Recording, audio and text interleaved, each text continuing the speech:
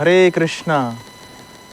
तो ऐसे शास्त्रों में बताया गया है कि जो व्यक्ति अहंकार में रहता है वो अपना बल, अपनी ऐश्वर्य, अपना धन, अपनी सुंदरता, अपनी आयु सब कुछ गंवा देता है।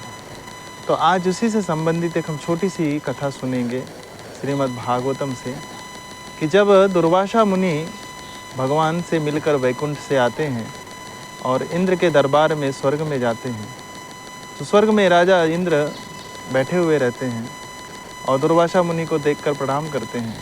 दुर्वासा मुनि इंद्र को भगवान का महाप्रसादी हार, जो उनके गले में जो बैजंती माला रहती है, वही हार, वही जो है इंद्र को प्रदान करते हैं।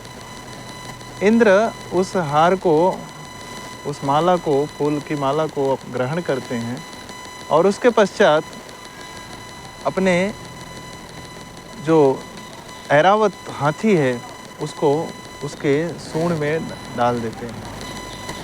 ऐरावत हाथी जो है वो तो जानवर ठहरा, वह उस हार को नीचे फेंककर अपने पैर से उसको कुचलने लगता है और यह सब दुर्वासा मुनि के सामने होता है। दुर्वासा मुनि इंद्र को देखते हैं और उस ऐरावत की तरफ देखते हैं जिसने पूरी तरह से हार को टुकड़े टुकड़े कर दिया। दुर्वासा मुनि को क्रोध आता है। दुर्वासा मुनि वैसे भी क्रोध के लिए जाने जाते हैं और इस प्रकार से क्रोधी होकर वो इंद्र को श्राप दे देते हैं।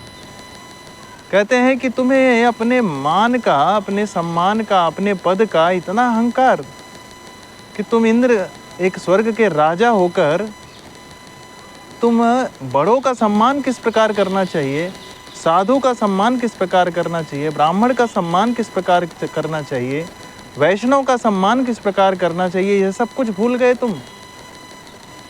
आज ही मैं तुम्हें, इसी क्षण तुम्हें श्राप देता हूँ, तुम्हें जिस राज्य का अहंकार है वह तुमसे दूर हो जाए और तुम फिर से राज्य विहीन हो जाओ। अरे ऐसा श्राप देकर दुर्वासा मुनि वहाँ से चले जाते हैं। तो कैसे दुर्वासा मुनि वहाँ से निकलते हैं, उसी समय इंद्र के दरबार में महाराज बलि का आक्रमण होता है। बलि महाराज अपनी पूरी सेना को लेकर आ जाते हैं, क्योंकि बलि महाराज अपने गुरु की सेवा करते हैं, शुक्राचार्य की। और शुक्राचार्य प्रसन्न होकर, सारे ब्राह्मण प्रसन्न होकर बलि महाराज को आशीर्वाद प्रदान करते हैं। बलि महाराज इतने शक्तिशाली कैसे हो गए? क्योंकि उनके ऊपर गुरु, ब्राह्मण और साधुओं की कृपा थी। और यहाँ इंद्र अपने राज्य से हाथ धो बैठे, क्योंकि उन्होंने अपने गुरु, अपने आचार्य, वैष्णव, साधु, यहाँ तक कि भगवान का भी अपमान किया। तो इस संसार में हमें यह समझना होगा कि यदि हम साधु संतों, बड़े बुजुर्गों का, भगवान का सम्मान नहीं करेंगे तो जो कुछ भी हमारे पास आज प्राप्त है, जिसका अहंकार हम कर रहे हैं, वो सब कुछ नष्ट हो जाएगा, सब कुछ समाप्त हो जाएगा, एक क्षण भी नहीं लगेगा उसके लिए। इसीलिए हमें भगवान के प्रति कृतज्ञ होकर, बड़ों के प्रति कृतज्ञ होकर, सम्मान की भावना रखते हुए सभी से हमें आशीर्वाद प्राप्त करने के याचना करनी चाहिए। हरे कृष्णा।